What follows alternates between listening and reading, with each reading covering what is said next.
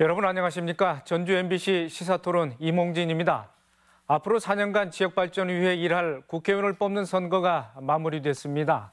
문재인 정부의 중간평가 성격을 띤 이번 총선에서는 도내 10개 지역구 중 9곳에서 더불어민주당 후보가 당선됐는데요.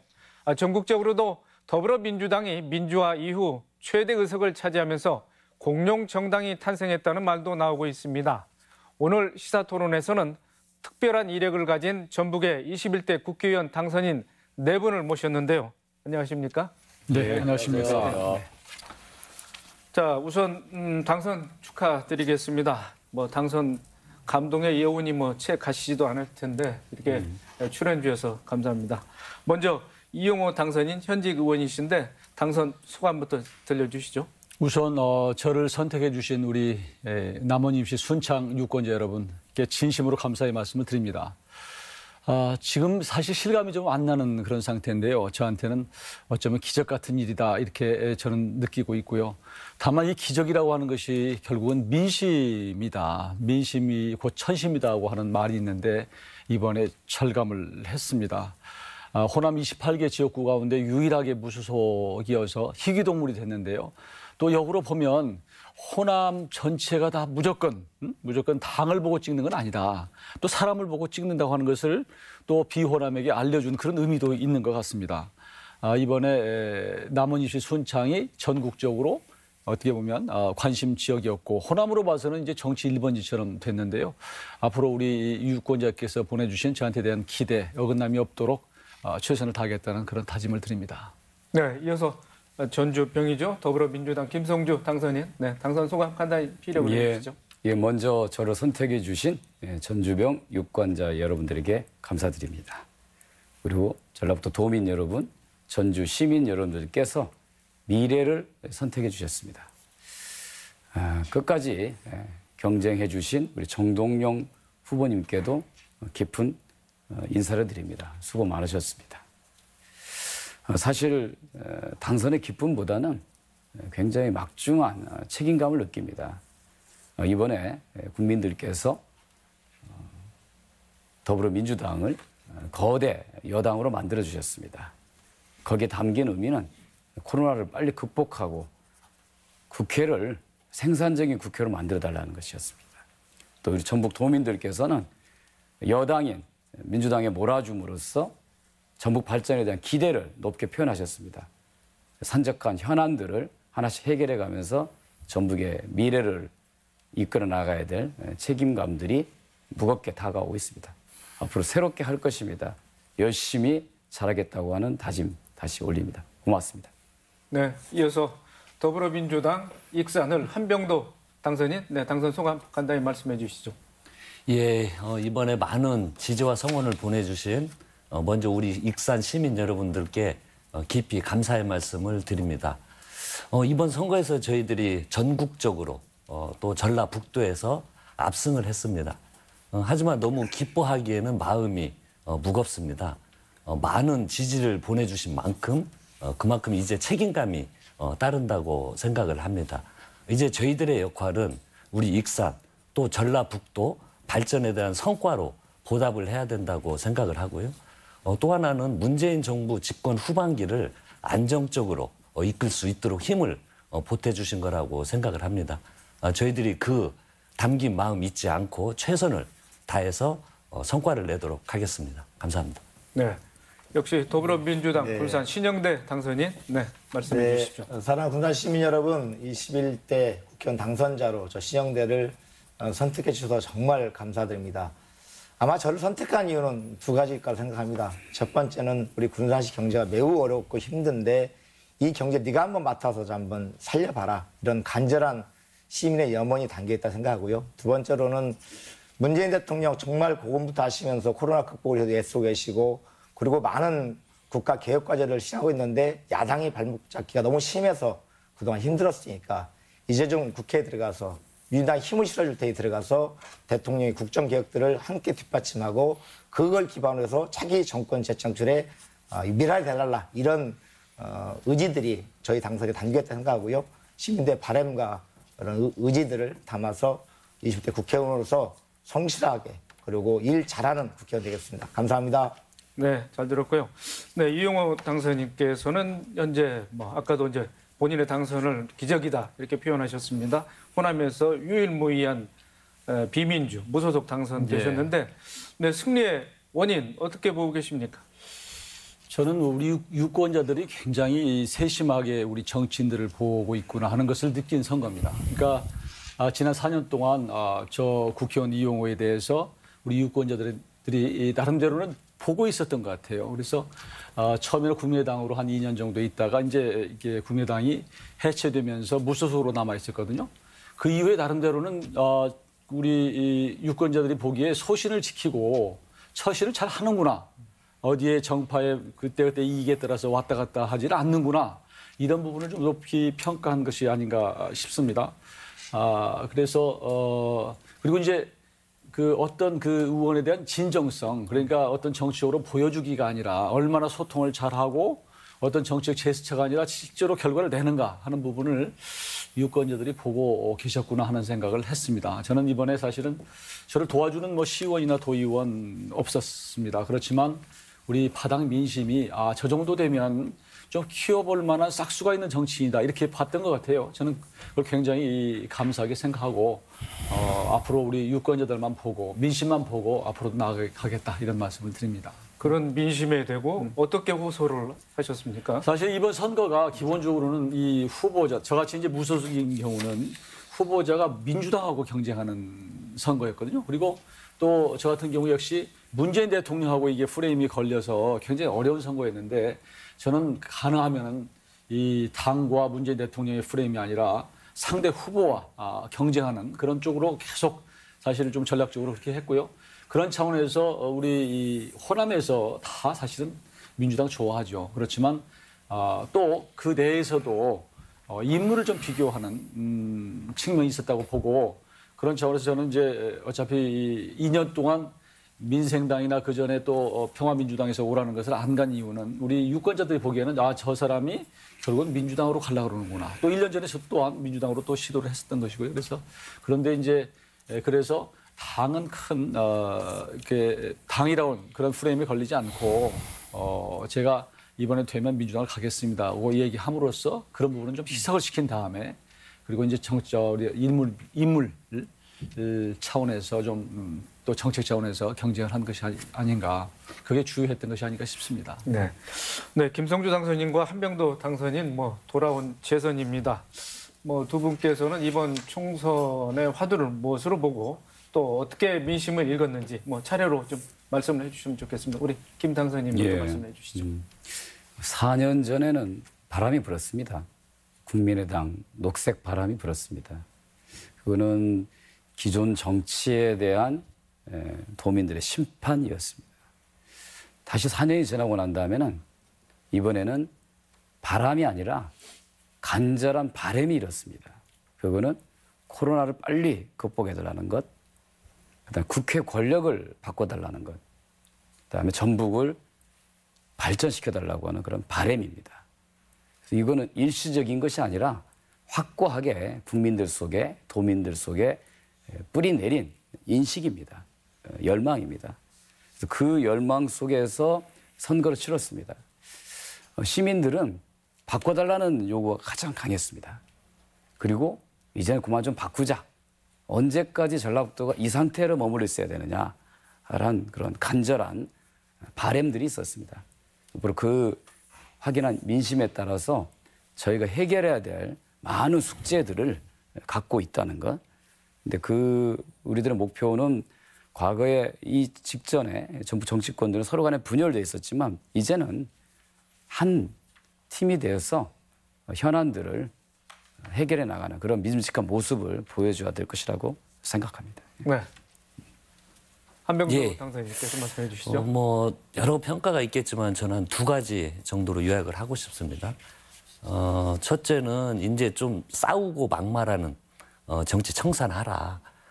정치 문화가 생각과 차이가 존재를 하죠. 그 속에서 경쟁을 하는데 우리 정치 문화는 항시 이 싸우고 다툼, 갈등하는 이게 여의도는 하나의 문화로 형성이 되어버렸습니다. 그래서 이제는 그런 걸 청산하라는 저는 명령으로 이렇게 받아들였고요.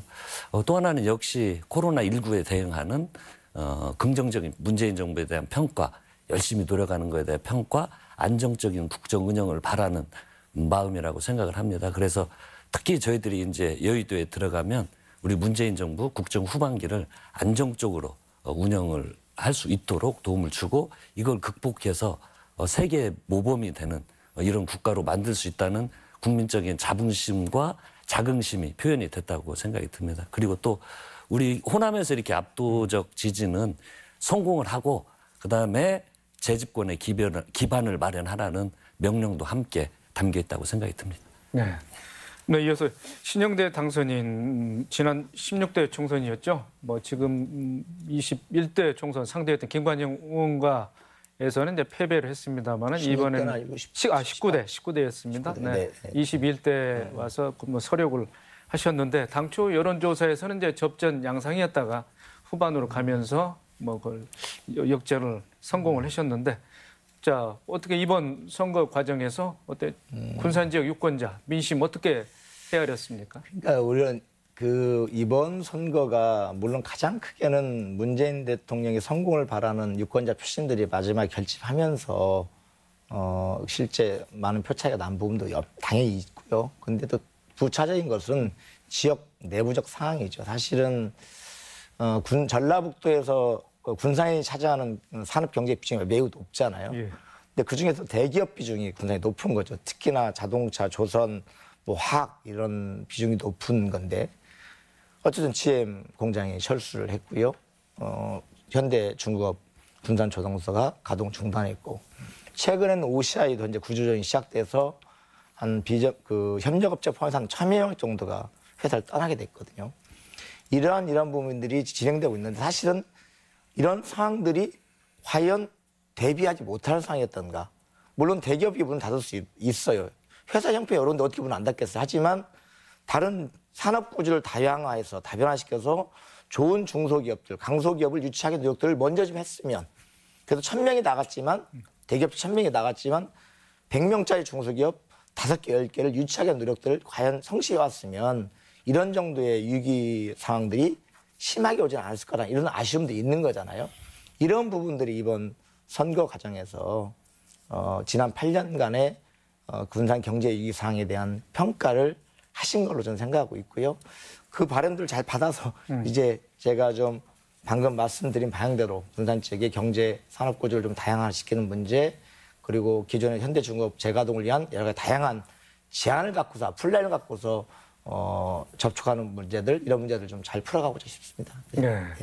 이번 총선 또 선거법 관련 얘기를 하지 않을 수 없습니다. 뭐 선거제 개혁을 해서 다당제를 기대했습니다만은 그런 기대와는 달리 또 이제 거대 양당 체제로 또 재편되는 이런 결과가 나왔습니다. 민주당의 압승으로 끝난 이번 선거 이제 개편하고 당초 좀 엇갈리게 됐는데 어떻게 생각하십니까, 김남국 의원님? 사실은 이제 정치적으로 다양한 목소리를 이렇게 국회가 반영한다는 것은 민주주의 발전 측면에서 굉장히 중요합니다. 그래서 이제 어렵게 여야 사당이 새로운 비례대표제에 합의를 했는데요. 실제 시행하는 과정에서 보수 정당인 미래통합당이 이제 편법을 쓰기 시작하면서 좀 흐트러졌다고 봅니다. 저 대단히 좀 아쉽게 생각하는 측면이 있습니다. 그러나 결국 이제 국민들은 정치를 바라보면서 누가 당면한 문제들을 해결할 수 있는 정치 세력인가를 따졌다고 봅니다. 특히 촛불혁명으로 탄생한 문재인 정부의 개혁을 뒷받침할 수 있는 정당은 현재로서는 더불어민주당이 유일하다. 그래서 안정된 의석을 확보해 줌으로써 촛불혁명의 정신이 이어가기를 바랐다는 것이 저의 첫 번째 거대 여당의 탄생의 배경이라고 생각하고요. 또 다른 한편으로는 야당, 특히 이제 미래통합당의 경우인데요. 끊임없이 정부의 발목만 잡고 비판만 하고 싸움만 벌이는 정당에 대한 전 철퇴를 내린 것이다 생각합니다. 또 이 지역에서 보면 야당 역할을 하는 민생당이 정말 전라북도 발전을 위해서 노력하는 것이 아니라 여당에 대한 비판을 통한 반사 이익을 누리려고 하는 거에 대한 또 도민들의 판단이 있었다고 생각합니다. 그래서 결국은 민주당이 승리한 요인은 촛불혁명의 전신을 완수해달라. 제대로 된 일하는 국회를 만들어달라.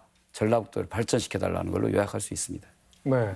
이어서 한병도 당선인께서는 어떤 의견을 갖고 계십니까? 그 선거 제도가 지금 우리 한국 사회에 맞는 정확한 답은 나와 있지 않는 것 같습니다.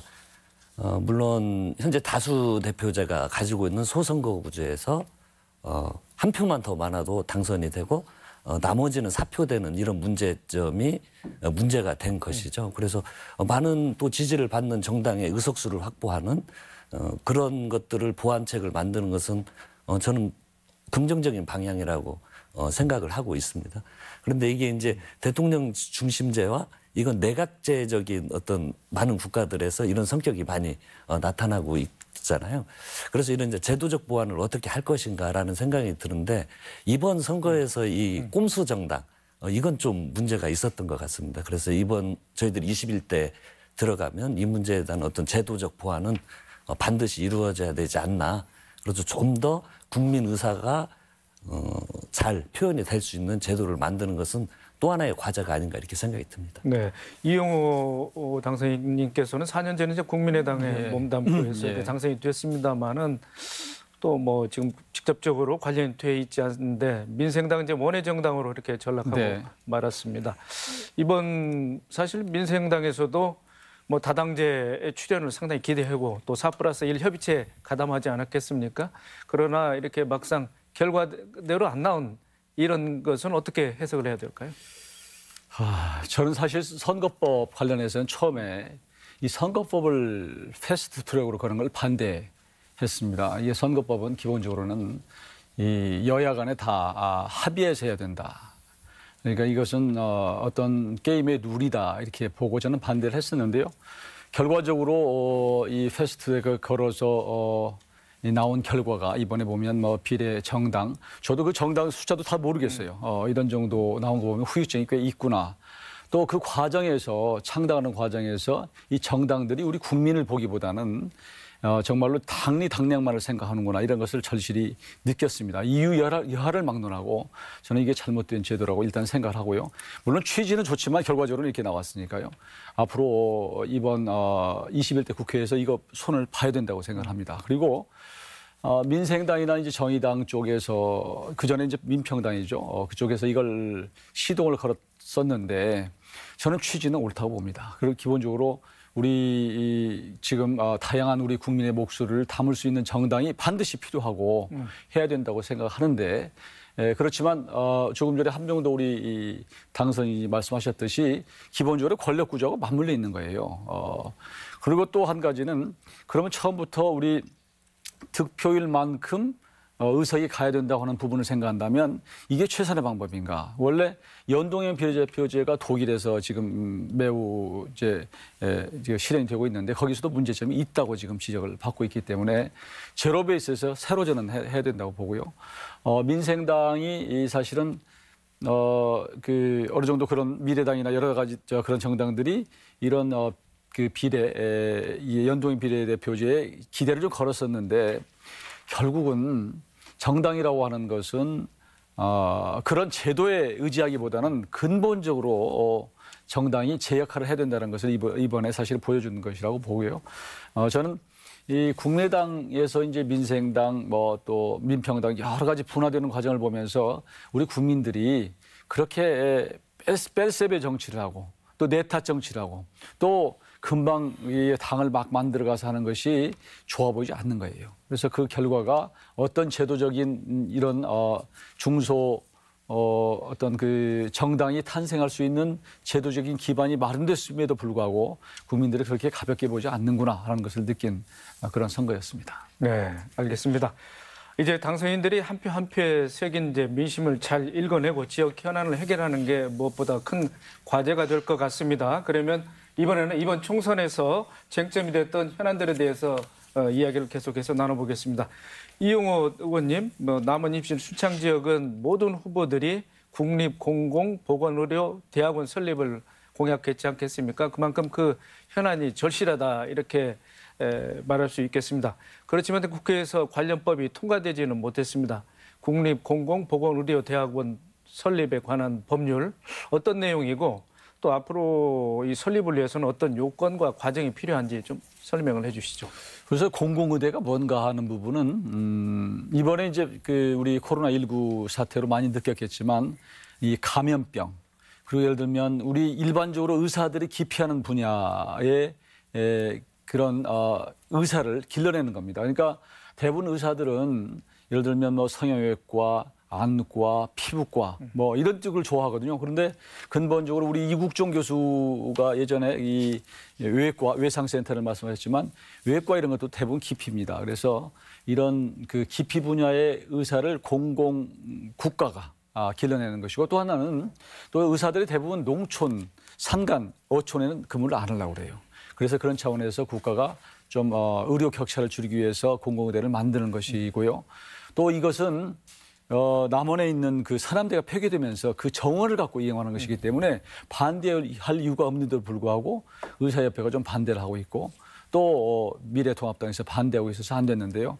그렇지만 정부 여당 그리고 뭐 청와대 다 이렇게 국정과제로 제시한 것이기 때문에 저는 이거 반드시 되리라고 봅니다. 그리고 이번에 저도 공약을 걸었는데 5월 국회에서라도 할 수 있으면 하고 그렇지 않으면 21대 국회에서 맨 먼저 이 부분을 좀 처리하겠다 이런 말씀을 드리고 뭐 수단과 방법을 가리지 않고 여기 나와 계신 분들도 아마 이 부분에 대해서는 공감할 거예요. 그래서 같이 협력을 좀 구합니다. 네, 이에 대해서 김성주 당선인께서는 어떻게 생각하십니까? 예, 제가 19대 국회에서 보건복지위원회 있었기 때문에 이 무산된 것을 굉장히 아쉽게 생각합니다.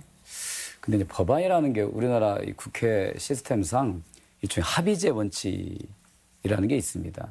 그러니까 어느 당이라도 반대하면 안 되고 한 명의 의원이라도 반대하면 안 됩니다. 또 이해관계자인 단체가 반대 의견을 내면 또 심의를 보류해야 됩니다. 이제 공공의대법은 일단 미래통합당이 반대했고요. 그다음에 의사협회가 반대했습니다. 그렇다면 이거를 통과시키려고 하면 이걸 추진하는 쪽에서 정치력을 발휘해야 됩니다. 반대하는 정당을 설득해내야 되고 반대하는 단체들과의 타협안을 만들어야 됩니다. 그런 정치력이 발휘가 잘 안 된 것이죠. 그래서 대단히 좀 아쉽게 생각하는데요. 남은 임기 동안에 20대 국회에서 한번 시도해봤으면 좋겠고요. 저희도 다 같이 한번 협력해서 시도를 해보겠습니다. 만약 그게 안 된다면 그 말씀하신 것처럼 21대 국회에서 신속히 내서 처리할 수 있도록 저도 좀 앞장을 서겠습니다. 네, 한병도 당선인께서는 이제 청와대에서 이제 국정 운영의 핵심 역할을 하셨는데 공공의대법 설립이 이렇게 무산되는 과정을 지켜봤을 텐데 어떤 생각과 느낌이 있었습니까? 예, 공공의대 설립은 역시 우리 정부에서 관심을 가지고 추진을 했습니다. 그런데 이제 국회에 넘어가서 아까 우리 의원님들 말씀하신 대로 이 한국당 지금 미래통합당과 그리고 의사협회에서 강력한 반대가 있었습니다. 이게 이제 막혀서 아직 그 진행이 되고 있지 않는데 저는 이걸 추진을 해야 된다고 생각이 듭니다. 그리고 또 하나 지금 코로나19 문제로 국민적 관심이 많이 증폭이 됐기 때문에 저는 상당히 설득할 수 있는 이제 논리들을 우리가 확보를 하지 않았나 이렇게 생각이 들고 저희들이 힘을 합쳐서 21대 국회에서는 좀 추진이 될 수 있도록 힘을 보태도록 그렇게 하겠습니다. 네. 이어서 김 당선인 그 제1공약으로 전북의 금융중심 도시 조성을 내걸었지 않겠습니까? 하지만 이제 지난해 제3금융중심 도시 지정이 보류돼 있는데 앞으로 어떻게 추진될 가능성이 있겠습니까? 예, 좀 정확하게 좀 이해하실 필요가 있는 것이요. 금융중심지 지정이 금융도시의 필요 조건은 아니다. 필요 충분 조건은 아니다라는 겁니다. 금융기관들이 많이 모이면 금융중심지가 지정이 되는 것이죠. 그러니까 처음에 작년 초에 금융중심지 전주를 추가하는 게 논의될 당시에는 전주에 국민연금공단 말고 금융기관이 하나도 없었습니다. 그러니까 금융중심지 지정될 수 있는 기본 조건이 안 되는 거죠. 근데 현재는 6개 국내 금융기관들이 전북 혁신도시에 자리를 잡았습니다. 올해 국민연금공단의 목표는 30곳입니다. 모여지면 자연스럽게 금융중심지가 지정이 되는 겁니다. 그래서 제가 공약을 내건 거는 문재인 대통령 임기 내에 반드시 금융 중심지 지정을 받겠다라는 것입니다. 잘 해나갈 수 있도록 우리 당선인들과 협력해서 이뤄내겠습니다. 예. 한병도 당선인 그 1호 공약이 정부의 2차 공공기관 이전, 익산, 유치. 예. 그러면은 앞으로 어떤 기관이 오고 또 뭐 향후 일정은 어떻게 가늠하고 계신지 한번 말씀해 주시죠. 지금 저희 참여정부에서 시작했던 국가 균형 발전 정책은 저는 아직 끝났다고 생각하지 않습니다. 아직도 진행형이고요. 물론 우리가 1단계로 추진했던 153개는 마무리가 다 됐습니다. 그것에 대한 평가를 지금 국가균형발전위원회에서 국토연구원에 용역을 줘가지고요. 지금 용역 결과를 기다리고 있습니다. 이 용역이 끝나면 그 결과에 따라서 저는 바로 공론화가 된다고 생각을 하고요. 이미 이해찬 대표께서도 총선 이후에 2단계 공공기관 지방 이전 사업을 강력하게 추진하겠다고 말씀을 하셨습니다. 현재 파악을 하면 한 122개 기관 정도가 됩니다. 그런데 저희 익산은 지금 환경 문제라든지 또 교통의 중심지이기 때문에 그 관련 좀 기관들을 유치를 하면 좀 더 효과적이지 않을까 생각이 들고 제가 이제 21대에 들어가면 국가 균형 발전 차원에서 나머지 기관도 지방으로 이전해야 된다는 그것을 당과 함께 열심히 해서 성과를 내도록 하겠습니다. 네. 그다음에 김 당선인 그 이제 국민연금관리공단 이사장으로 계시면서 이제 1차 공공기관 이전을 또 그 결과를 지켜보셨고 또 2차 한병도 당선인이 말씀하셨다시피 2차 공공기관을 추진한다고 그러는데 1차 때에 좀 개선할 점 그렇다면 2차에는 또 어떤 점은 좀 보완해야 되겠다. 의견 있으면 말씀을 해 주시죠. 일단은 혁신도시의 그 하드웨어 구축, 즉 공공기관의 이전을 통한 1단계 사업은 완료됐다고 봐야 됩니다. 수천 명의 근무하는 공공기관들이 다수가 내려와 있습니다. 근데 이것이 새로운 지역 발전의 거점이 되려고 하면 내려왔다는 것으로만은 안 되고 혁신도시 원래 구상 속에는 공공기관이 먼저 오고 연구기관이 오고 교육기관이 오고 그리고 최종적으로는 기업이 모여들어서 새로운 산업의 거점을 만들자는 겁니다. 지금 현재는 첫 번째, 두 번째 단계에 머물러 있습니다. 그래서 혁신도시 시즌2를 통해서 궁극적으로 기업이 내려와서 여기서 집적을 해야 새로운 산업 생태계가 만들어진 거거든요. 그렇게 하기 위해서 저희가 추가 공공기관 이전을 더불어민주당이 공약을 했고 저도 국민연금 외에 유사한 기능을 가지고 있는 기관 추가 이전을 이번에 이제 발표를 했습니다. 그래서 앞으로 전라북도가 혁신도시와 새만금이라는 두 개의 발전 축으로 힘있게 나갈 수 있도록 저희 더불어민주당 당선자 또 이용호 당선인이랑 같이 협력하겠다고 말씀드립니다. 그 부분 한 가지만 좀 말씀드리고 싶은 게 지금 2차 공공기관 이제 지방 이전이 한 그 기관이 150개 정도 되나요? 그 정도 될 텐데 현재 122개. 네. 근데 그 기관을 전체적으로 좀 우리 이제 정당뿐만 아니라 국회의원과 그다음에 전라북도가 함께 좀 모여서 지자체와 우리 전략적으로 어떤 것이 유치하는 게 필요한가를 전라북도 차원에서 좀 논의할 필요가 있다고 생각합니다. 그리고 그게 이제 선택과 집중을 하고 그리고 개발 이제 지방 이전에 대한 논리를 좀 개발할 필요가 있다. 사실 제일 중요한 게 선점이거든요. 선점. 그래서 계속 이제 언론도 그렇고 또 여러 가지 이제 시민단체나 또 주민들과 함께해서 선점하고 선택과 집중하고 해서 먼저 끌어가는 것이 좀 필요하지 않을까 그런 말씀을 드립니다. 저는 좀 그 1차 혁신도시 전라북도의 조성 과정에 좀 아쉬움이 좀 남아요. 사실 개인적으로. 죄송합니다. 네. 그 다른 도를 보면 노무현 대통령께서 전국의 균형 발전, 수도권이 너무 비례화돼 있고 결국은 대한민국의 고르게 발전이나 대한민국 경쟁이 높아진다는 취지로 중앙 공공기관 지방에 내려보냈는데 이런 걸 받은 도에서는 대부분 그 혁신도시의 위치, 공공기관 위치를 도청 소지와 다르게 상당한 거리를 두고서 배치를 했거든요. 예를 들면 강원도도 춘천이 도청인데 원주 혁신도시 만들었고 경상북도도 안동이 도청인데 김천에 혁신도시 만들었고 가까운 우리 전남도 무안에 도청이 있고 나주에 혁신도시를 만들었고요. 그리고 심지어 제주도 같은 경우는 또 시가 두 개밖에 없는데 제주시 도청이 있고 서귀포시에 혁신도시를 만들었어요. 근데 우리는 물론 거기에 완주와 뭐 김제가 같이 형성돼 하지만 결국은 전주죠. 누가 봐도 전주 혁신도시라고 부르지 김제 혁신도시, 완주 혁신 안 부르지 않잖아요. 결국은 전라북도의 발전이라는 것은 전라북도 각 시군의 그런 발전들이 전라북도의 전체 경쟁을 높이는 건데 현재 너무 전주에 좀 집중돼 있는 거. 그래서 이번에 시작되는 제2공공기관 이전 사업은 혁신도시 조성 사업은 실제 전주가 아닌 전라북도 전체의 컨센서스를 만들어서 전라북도 내 균형 발전을 이룰 수 있는 방법을 해야 된다. 물론 그런 과정에 지금까지 전라북도 전주시에 준비하고 있는 뭐 제2금융도시랄지 이런 부분 관련돼서 제3금융도시 관련돼서 금융 쪽에 몰아주자. 뭐 이건 오케이. 뭐 예를 들면 공공의료대학, 의료 쪽 우리 남원으로 가자. 이런 정도의 좀 사항들을 지역의 배치를 고르게 좀 논의하는 구조가 있어야 될 텐데 너무 내 지역 중심. 국회의원이 되는 순간부터 단체 되는 것도 내 지역. 모든 건 내 동네로 와. 이런 관점 좀 버려야 되겠다. 네. 저도 전라북 전체를 좀 보면서 좀 의사결정이 되겠다. 이번 당선이 되면 내 지역 중심에서 벗어나는 걸 다짐하는 근데 기회로. 정말 저희들이 이게 이제 국가 균형 발전, 이건 또 지역 균형 발전과 같이 저는 연관돼 있다고 생각이 듭니다.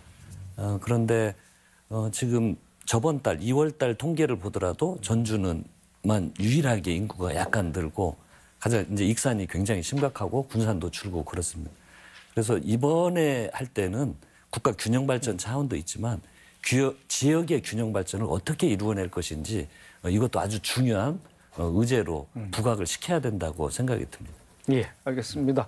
지금 현재 지역 현안 사업 정책에 대해서 얘기를 나누고 있으니까 신영대 당선인 군산의 경우에는 이제 현대중공업 군산조선소, 한국GM 군산 공장이 문을 닫고 지금 휴폐업 상태인 거 아니겠습니까? 뭐 전임 국무총리, 뭐 대통령께서도 수차례 방문해서 뭐 해법도 제시하고 격려도 해주었습니다만은 이렇다 뭐 지금 가시적인 성과는 없는 상황입니다. 이제 21대 국회에서 어떤 의정 활동으로 또 어떤 대정부 활동을 펼치신지 좀 말씀을 해주시죠. 네, 어쨌든 이제 GM 공장을 닫았어요. 그리고 현대중공업이 가동 이제 중단한 상태고요.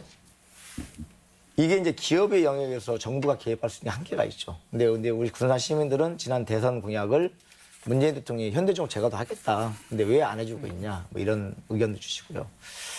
근데 어쨌든 민간 기업 영역에 정부가 과거 뭐 우리가 50대가 아니니까 유신 때가 아니니까 깊숙이 들어갈 수는 없겠죠. 명령할 수는 없겠죠. 그렇기 때문에 이제 정부가 나섰던 것이 우선 새만금의 강화한 대지를 이용해서 에너지 클러스터를 만들어보자 해서 대통령께서 추진하셨고요.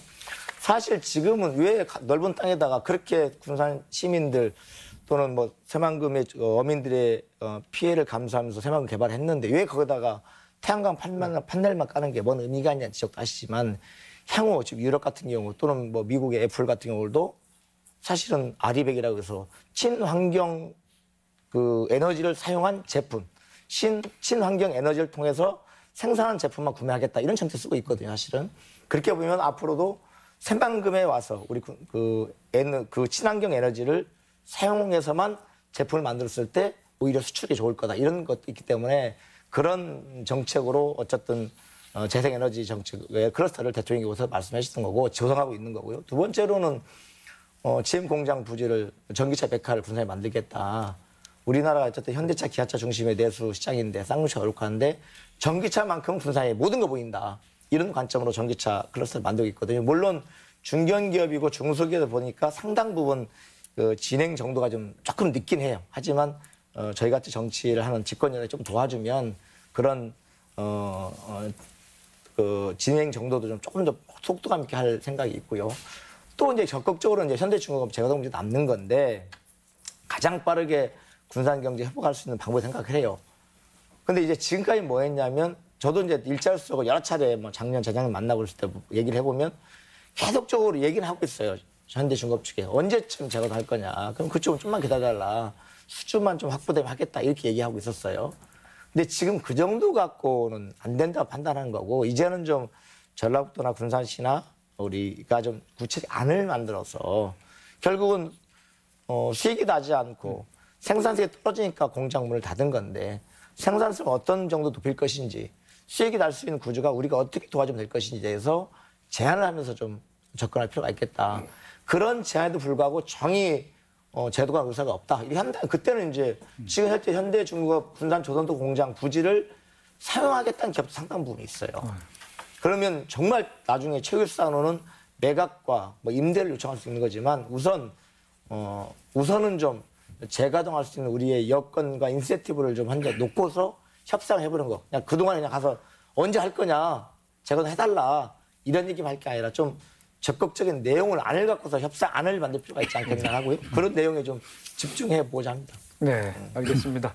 네, 또 이번 선거 기간 후보자 토론회 의제 중에 또 주요 의제로 떠온 게 인구 유출, 또 인구 감소, 지방 소멸 문제 아니겠습니까? 여러분들께서 또 좀 전에 말씀하신 대로 지역 균형 발전 차원에서 이 문제를 또 얘기하지 않을 수가 없게 됐습니다. 이용호 당선인, 농촌 지역을 도농복합, 농촌 지역을 지금 지역구로 하고 계시지 않겠습니까? 고민의 지점이 어떻습니까? 예. 사실 늘 지역에 내려가면 좀 제발 인구 좀 늘려달라. 이게 첫 번째 주문이에요. 근데 이게 참 어려웠고 근본적인 문제 아니겠습니까? 대한민국의 인구가 근본적으로 이제 줄어드는 단계에 접어들었는데 그러면 우리 지역만 살자고 다른 지역의 인구를 끌어와야 되는데 이게 각 지자체별로 인센티브를 줘 본들 잠깐 왔다가 간단 말이에요. 그러니까 결국 저는 근본적으로는 그렇다고 출산율을 근본적으로 금방 늘릴 수 있는 문제도 아니고 그래서 결국은 많은 분들이 우리 지역을 찾아오도록 만들 수밖에 없다. 그래서 제가 이번에 이제 공약을 낸 것은 남원의 경우에는 1천만 관광객 시대를 열겠다. 이렇게 이제 내세웠는데요. 그러려면 결국은 우리 지역이 갖고 있는 여러 가지 자산들을 좀 묻고 또 어떤 내세워서 좀 브랜드를 키워야 되겠다. 그래서 남원 같은 경우에는 이제 지리산 친환경 전기열차도 만들고 그 외에 여러 가지 이제 갖고 있는 문화적 또 역사적 자산들을 묶어서 패키지를 만들겠다. 투어 이런 것들도 말씀을 드렸고요. 또 이제 임실 같은 경우는 이제 옥정호라고 하는 아름다운 자산이 있습니다. 또 치즈 브랜드가 있고요. 또 순창 같은 경우는 이제 강천산 그 외에 이제 장류식품들이 있는데 결국은 제가 드리고자 하는 것은 우리 지역이 각각 갖고 있는 나름의 고유의 경쟁력이 있는 자산을 대외적으로 홍보하고 브랜드를 키워서 많은 분들이 상주 인구가 아니더라도 좀 이 활동 인구 또 유동 인구를 늘리는 거 이게 근본적으로 지금으로서는 내세울 수 있는 가장 근본적인 것은 아니지만 중장기적으로는 그걸 내세울 수밖에 없다 이렇게 말씀을 드립니다. 네. 전주의 경우는 좀 다른가요? 그럼? 아니 같습니다. 이게 다만 전라북도를 하나의 경제권, 생활권을 볼 필요가 있습니다. 서로 시군 간에 경쟁하는 구도로 가서는 제로셈이거든요. 이쪽을 빼서 저쪽으로 옮기는 거고 전라북도의 각 시군의 특성에 맞는 주력 산업, 전략 산업들을 키우면 그 전라북도 전체의 인구 증가와 발전에 도움된다고 하는 그런 인식을 좀 가질 필요가 있다고 생각합니다. 지금 전라북도가 가장 부족한 것은 주력 산업이 뭔가 이 얘기하면 그게 막지 않아요. 그 과거의 주력 산업들이 자꾸 지금 후퇴해가고 있거든요. 그러면 새로운 전략 산업을 키우는 데 있어서 특정 시군이 아니라 전라북도 전체가 그런 그림을 그리고 전략적으로 배치할 필요가 있다는 거죠. 그러면 서로 시군 간에 경쟁할 필요가 없고 협력하는 거죠. 제가 이번에 내건 공약 중 하나가 전주의 탄소 경제와 완주의 수소 경제를 묶어서 탄소 수소 경제 도시를 만들자는 거거든요. 여기서 전주형 일자리를 만들자는 제안을 했습니다. 서로 간에 시군 간의 연계 협력이 없이는 전라북도 전체의 발전을 기대하기 어렵다는 게 제 생각입니다. 네, 인구 유출 또 감소가 심각하다고 했던 한병도 당선인께서는 할 말은 더 많을 것 같습니다. 물론 우리 대한민국 전체의 문제입니다. 중소도시들이 인구가 수도권으로 계속 집중되는 거 이런 구조적인 문제를 가지고 있는 것이 사실입니다. 하지만 저희 익산을 보면 예를 들어서 25만 이상 비슷한 규모의 도시들을 분석을 해보면 우리 익산의 인구 유출이 가장 심각합니다. 그래서 저는 이제 국가적 관심도 가져야 되는데 예를 들어서 이제 그 지자체에서 그 큰 대기업이 부도가 나면은 고용 위기 지역을 지적을 해서 국가에서 막대한 예산을 지원을 합니다. 그건 좀 유동성이 있거든요. 예를 들어서 군산에 예를 들어보더라도 GM에 문제가 있으면 전기자동차로 새로운 정책 방향을 만들고 이런 노력들을 하고 있습니다. 근데 저는 고용 위기 지역보다도 더 심각한 건 인구 유출 좀 심각 지역들을 파악을 해봐야 됩니다. 그 지역이 가지고 있는 문제는 총체적이고 구조적인 문제에서 심각한 인구 유출이 발생을 하는 거거든요. 그래서 좀 이런 지역을 선정을 해서 국가에서 분석도 하고 예산도 지원을 하고 이런 지역에는 기업을 유치할 때 인센티브도 좀 주고 그래서 좀 정책을 설계하면서 이런 세밀함이 필요하겠다라는 생각을 하고 앞으로 의원이 되면 이런 것들을 한번 강력히 추진을 해볼 생각입니다. 네. 군산 경제도 좀 휘청이는 상황에서 인구 유출이 뭐 미미하게나마 좀 나타나고 있는 상황인데 네, 어떻습니까? 제가 보니까 3년 동안 10,000명이 줄었어요. 10,000명이 줄었다는 얘기는 군산시 납포면이 한 2,200 되니까 한 5개 정도 없어진 거죠. 그리고 지난달 2월 달, 3월 달에도 한 평균 한 500명씩이 줄고 있으니까 이대로 가면 또 연말쯤 되면 한 5,000명 이상 줄 수도 있고요. 심각한데 현재 군산의 인구 감소의 가장 큰 이유는 일자리 문제가 심각한 것 같아요. GM과 현대중업, 대기업 중심의 조선자동차 쪽 거기에 관련된 1차, 2차 협력업체들이 자동적으로 좀 업계가 어려워지니까 그분들이 다 지역을 떠날 수밖에 없는 구조. 그래서 일자리 문제가 인구 유출의 가장 큰 이유 같고요. 그래서 어쨌든 일자리를 빨리 만드는 거, 뭐 전기차 클러스터도 빨리 그 자리를 작게 만들고 해서 일자리를 만드는 게 가장 첫 번째 문제 같고요. 근데 두 번째는 이제 그 도시의 문제인 거고 군산시도 그렇고 익산시도 그렇고 다 도농 복합 도시잖아요. 농촌은 또 달라요. 농촌 진짜 어르신밖에 안 계시기 때문에 이런 경로당 하나 전화왔어요. 한 20분 계시는데 지금 한 5분 남아 계세요. 경로당을 지원하는데 나중에 경로당 쓸모가 없어야 되는 거죠. 이런 정도 인구가 계속적으로 감소하고 있고 노령 인구 중심으로 농촌이 만들어지고 있는데 요거에 대해서는 정말 대책이 필요하지 않나 생각이 들어요. 다음 주제로 넘어가 보겠습니다. 이번에는 전북의 정치력 강화 방안에 대해서 얘기 나눠보겠습니다. 이번 총선을 통해서 6분의 이제 재선 의원이 나왔습니다. 그런데 여러 이제 중진 의원들이 이제 고배를 하는 바람에 재선이 이제 최다 선수가 됐습니다. 뭐 다선이 꼭 뭐 정치력으로 뭐 등식이 성립된다고 볼 수 없습니다만은 그래도 21대 국회에서 전북의 정치력이 약화가 된다는 그런 우려가 있는 것도 사실인데 초선 의원이 이제 4분 계시고 재선 의원 6분이신데 재선과 초선의 그 역할 또 그런 한계 이런 점을 어떻게 보고 계시는지 우리 이 의원께서 먼저 말씀해 주시죠. 다선이 거의 지금 이제 이번에 그 재심을 받지 못한 그런 상태인데요. 장단점이 있는 것 같아요. 그러니까 다선 의원들은 그동안의 정치를 해온 쭉 그 관록이 있고 경험이 있는데 자기 주장이 또 강한 측면이 있어요. 끌고 가려고 하는 그런 측면이 있고 이제 초재선 의원들은 비교적 열정이 많고 또 서로를 존중해주는 그런 측면이 있어서 저는 오히려 이번에 또 새로운 시도를 해볼 만하다라는 생각이 듭니다. 이제 같이 좀 수평적 관계로 서로 어떤 의제를 놓고 또 그 어떤 예산이나 지역 사업들을 놓고 좀 논의할 수 있는 장을 자주 만들면 얼마든지 더 힘을 낼 수 있다 이렇게 생각이 들고요. 다만 이제 민주당이 지금 9분이란 말이에요. 그러니까 예전에는 여러 정당이 합쳐져 있어서 서로 경쟁적 요소가 좀 있었거든요. 근데 이제 그런 부분이 자칫하면 안주할 수가 있어서 이제 그만큼 또 민주당의 어떤 책임감이나 이런 부분도 좀 생각할 필요가 있어서요. 이제 민주당이 그만큼 이제 나중에 이제 좀 책임도 지는 이런 상황이 올 수도 있다. 그래서 저는 기본적으로는 뭐 선수 이런 게 문제가 아니고 얼마나 의원들이 자주 만나서 전북의 현안을 논의하는 장을 만드는 게 중요하다고 생각을 하고요.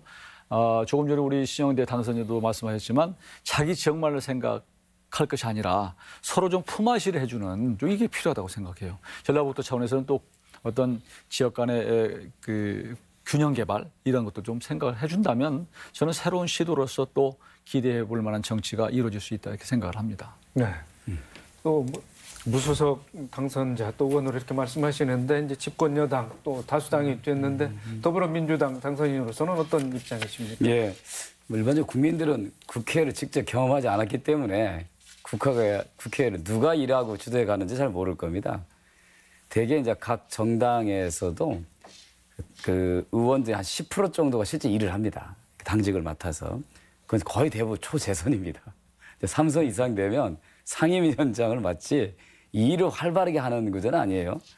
그래서 오히려 지난 시기 20대 국회 전라북도가 정당 구성은 뭐 처음에는 뭐 국민의당 일색으로 갔습니다만 나중에 분화되면서 분열되면서 나뉘어지고 난 다음에 어떤 그 판단이 있냐면 정치라는 게 잘난 사람 많이 모아놔서 잘 되는 게 아니구나.